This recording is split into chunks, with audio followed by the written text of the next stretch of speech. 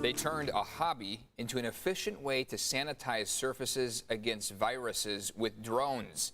UC San Diego professors Farshad Raissi and Javidi are joining us right now.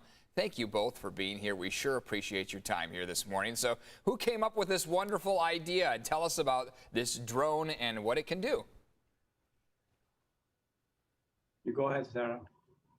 So my lab has been dealing with using drones for various applications that involve acquiring information. They're fantastic tools.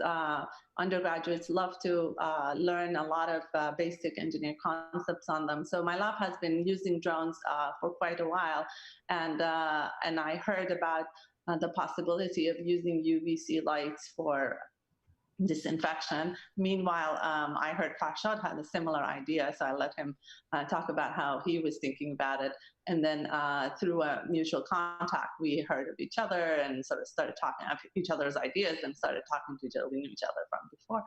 And that's where we started thinking about putting a UVC source on a drone that can fly in a space without exposure for humans to the UVC. That's awesome. We're looking at the video right now of the drone. Dr. Raissi, can this wipe out the coronavirus? Does it have the power to do that? Have you been able to see and test for that?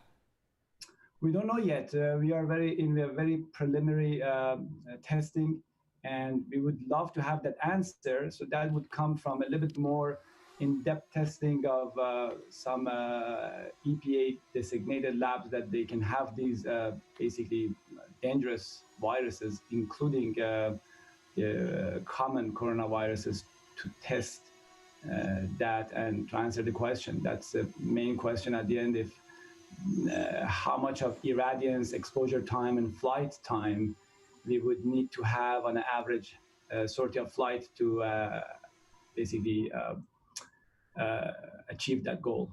Dr. Javidi, I'm interested because the way that the drone can get rid of some of the viruses is different than just if you were walking with a handheld UV holder, right? I mean, talk about the benefit of having the drone above these surfaces.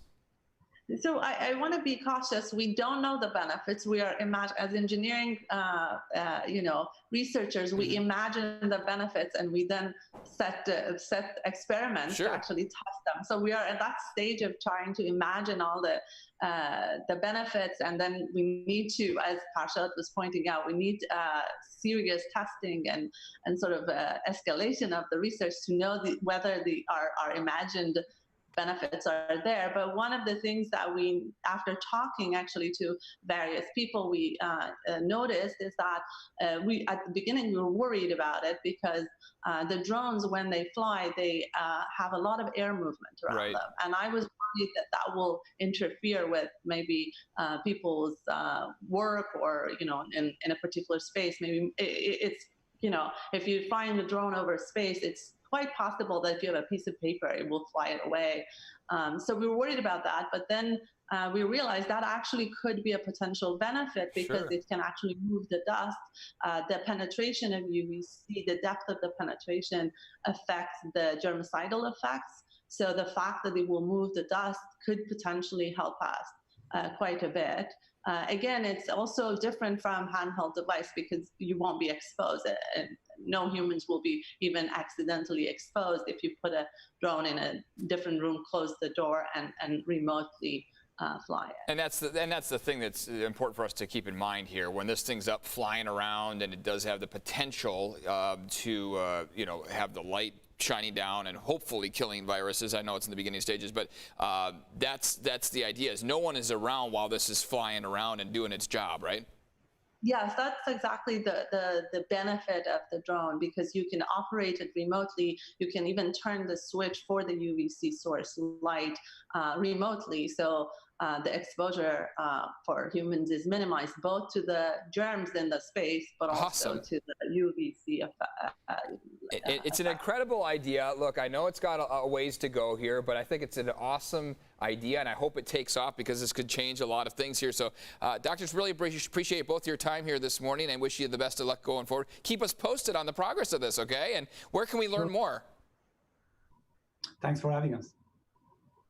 Yeah, thanks for having us. You can get more information on my website, which I have sent you. Okay, great. I'll be sure to post it on my social pages as well. Heather, we'll send it back over to you, but isn't this just the neatest idea? I know it's kind of in the beginning stages, but if we were able to zap viruses, let alone coronavirus, using drones, I mean, that would just is a game changer. Fascinating stuff. I mean, to think if they could just fly those through office spaces, through schools, other things where more people gather together, that would be pretty incredible. So that's awesome. Eric, glad you shared that with us this morning.